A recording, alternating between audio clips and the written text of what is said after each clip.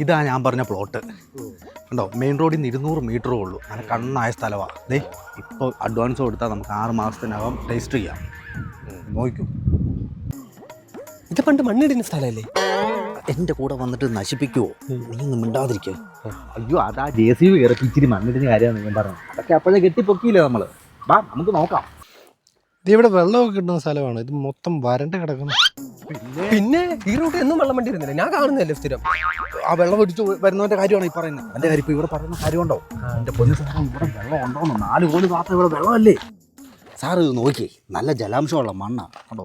ഇത്രയും വെയിലായിട്ടൊന്നും ആ ജലാംശം പോയിട്ടില്ല. നല്ല വെള്ളമുള്ള മണ്ണല്ലേ? ഇതല്ല, നല്ല ജലാംശമുള്ള മണ്ണാണ്.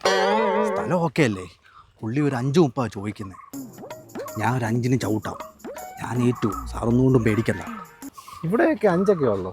ഞാൻ കുറച്ചുകൂടെ ഒക്കെ പ്രതീക്ഷിച്ചായിരുന്നു. ഇത് നടക്കുമെന്ന് തോന്നുന്നു. ഇവനോട് ഞാനിതെങ്ങനെയാ പറയുന്നത്? 50,000 സ്ഥലം നോക്കുമ്പോൾ നിന്നെ പിടിച്ച് ചാടയിട്ടു.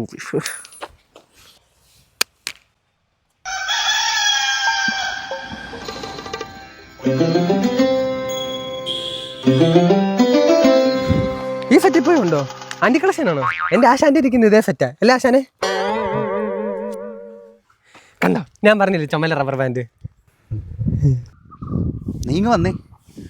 ആ മല കണ്ടോ? ആ മലക്കപ്പുറം ഒരു സ്ഥലമുണ്ട്. ഒരു 30 രൂപ എടുത്താൽ മതി സെൻറ്റിന്. അത് സെറ്റാക്കി തരാം.